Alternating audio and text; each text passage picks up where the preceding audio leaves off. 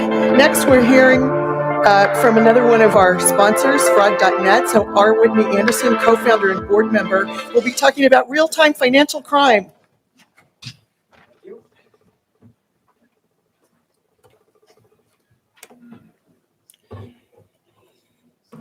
All right, thanks very much to our sponsors here. Thank you all for coming out today. My name is Whitney Anderson. I'm a co-founder of Fraud.net, which is an AI-based fraud prevention platform. My numbers are probably going to be a little bit different in the fraud world just because we work more with consumer use cases, small business use cases. We work with big banks, the size of Citibank, all the way down to fintech enablers, and also with payment rails owners like MasterCard, but also infrastructure companies that help enable a lot of the BNPLs and new fintech innovations out there. So in my 30 years in and around payments, incidentally, our motto is risk management for the real-time economy, since that's clearly where everything is going. In my 30 years in and around payments, this real-time is clearly the most interesting and important innovations, full stop. So these new services and use cases that we've been talking about all morning, we're helping de-risk some of those, not just bank transfers and bill pays, but also in the real-time invoicing, and very interestingly in these payroll disbursements for part-time workers and for largely unbanked workers. These are hugely valuable services that bring people into the financial fold. So there are massive benefits across the board. Really, real-time payments is rocket fuel for the gig economy. So it'll be really interesting to see where that goes. However, we have one major roadblock that will kill a lot of the momentum that we all in this room have helped create, and also kill adoption. So if we can remove that hurdle, fraud, we'll all be better off. Every new financial system in the last 50 years has launched with fairly high fraud rates. And for those of you that were involved or around with the launch of PayPal, Apple Pay, Venmo, the PPP loan programs, you name it, the fraud rates are, somewhere between 1% and 6% at launch. Fortunately, the clearinghouse, since you're a little more institutionally oriented, you guys have very high marks. So congrats on that. It's one of those things, though, that if we don't get ahead of, then regulators are certainly going to come in. They'll be happy to set the fraud standards for us. That's not anything that we particularly want.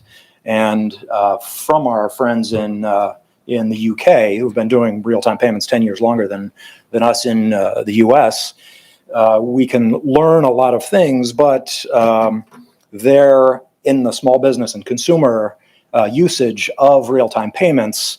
They have methodically brought down their fraud rates 26 basis points, but it is a 10x or more reduction from where they started.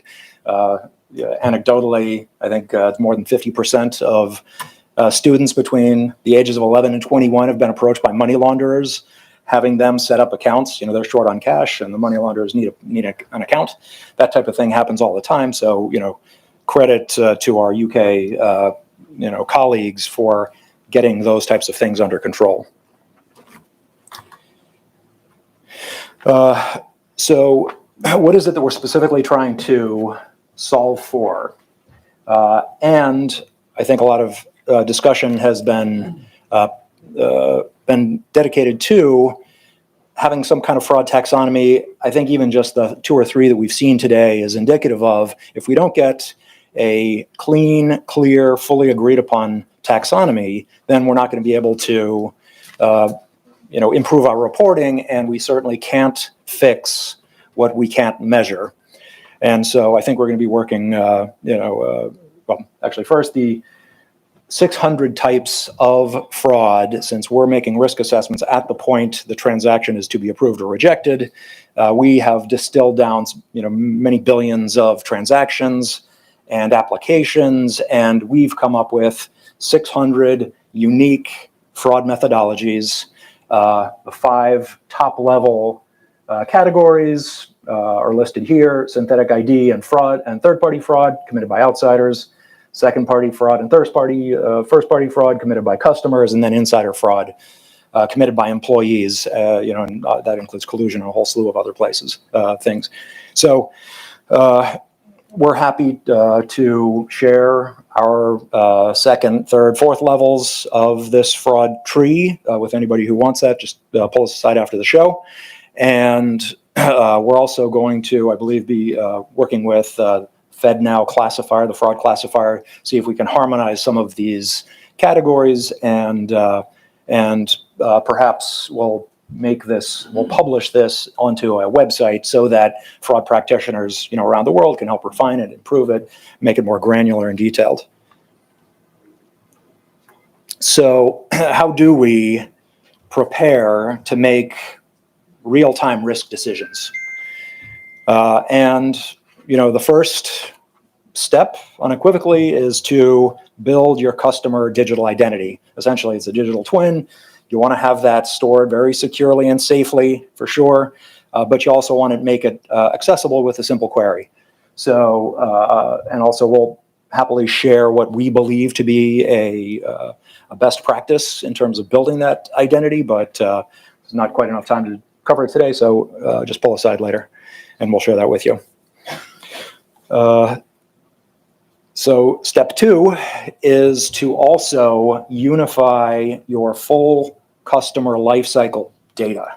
And that starts with the first time they visit or use your app, through the account opening, logins, account change requests are incredibly important to document and log.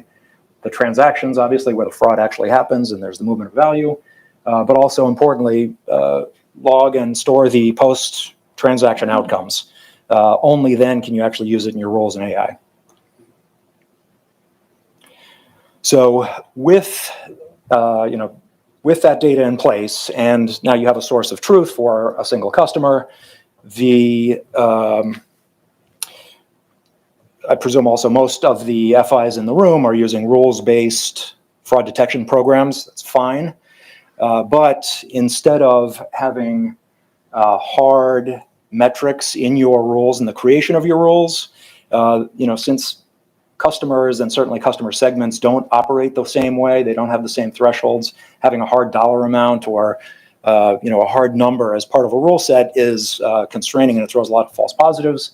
We recommend that you start entertaining things like standard deviations and other measures that will help you migrate with your customer as they change behaviors and patterns. So instead of setting a fixed threshold, perhaps you could use, as we do, we use neural networks to have thresholds constantly refine themselves. And in doing so, we can make rules for FIs and others. We can make them much more accurate and much more adaptive, which is really the key. And then secondarily, over on this side, we use deep learning models that are really the state of the art today in terms of machine learning and AI. We've experimented with federated learning and some other areas.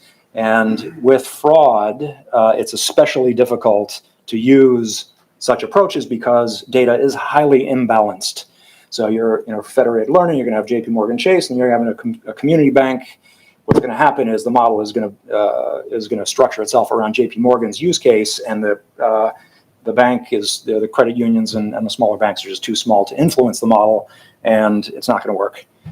Same with fraud, because it's a fraction of a percent. It's very difficult to model, especially if it's pushed out to individual silos and users.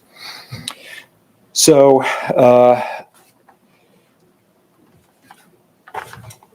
what is it that you can do in 2 seconds? And why 2 seconds? Because FedNow's current language is you have to decision a transaction as soon as is practicable, but not more than a few seconds. So, thank you for setting the standard there. And however, what can you do? You can do everything you possibly need. So as an example, we receive a payment transaction, for instance. We might get 50 fields about the transaction itself. We get to ask about 20,000 questions about the identities and the behaviors and the context. We then hand that off to a machine that in turn creates and analyzes billions and billions and billions of records, tries to understand all of the complexity behind relationships and connectedness with other identities and so on. And then that machine hands off to the deep learning machine a data set with 70 million inputs. And then we get back a simple response with a risk score, tags, any alerts that might be important, and all of that is done in 200 milliseconds on average. So that leaves you 1.8 seconds. You can go get a cup of coffee. You can, do whatever you need, maybe further authenticate those, some of those people, and still do it inside of 2 seconds. So modern technology is, phenomenal in that respect, and you really can get a very thorough risk profile on any transaction within that timeline. Okay, so what would be the first 5 steps if I were in a bank to continue my journey towards real-time risk assessments? Number 1, unify your customer identity and lifecycle data. Number 2, simplify your rules, make your thresholds more dynamic, and then number 3, get used to running your high-risk customers through both passive and, if needed, active authentication measures, which you can do, and you can really push that workflow and automate a lot of functions that are currently sort of rote work for your investigators and review agents. But if you can automate that next stage of authentication, then what you're doing is you're reducing your false positives by a lot, and you're also developing a much more comprehensive risk profile for your investigator so that he can execute his job a lot faster. Number 4, some of the most successful fintechs that we have worked with have taken their AML and fraud and compliance and pulled it into a single group, and that simplifies things also greatly. One of the issues with real time is that, just like it's rocket fuel for gig economy, it's also rocket fuel for money launderers. You can use an account to collect fraudulently acquired gains and then turn it around and send it out 2 seconds later. And so all of a sudden, in the 2-day settlement world, it might have taken you months to launder money. Now you can do it in a day. You can do it in minutes. So pay a lot of attention to your deposits and see if you can connect them in with your fraud program as well. And then lastly, leverage third-party data. There are vendors here that are very capable. The consortium is massively important. You don't want to have to go through and firsthand, get hit with every one of these 600 vectors. So, it's hugely painful and costly. And what ends up happening is you actually end up putting your good customers through a lot of unnecessary friction. So, we're happy to speak with you guys about anything risk related. This is our financial crime product stack. It's plug and play, get you up and running in 30 days. But if there are any gaps that you have in your fraud programs, if you want help modernizing your rule sets, or if you want to further de-risk the real-time payments, come talk to us. We have Dan Krebs and Kevin Shine are both here today. We have a table. Come by and we're happy to talk. So any questions? I think we have a couple of minutes before lunch.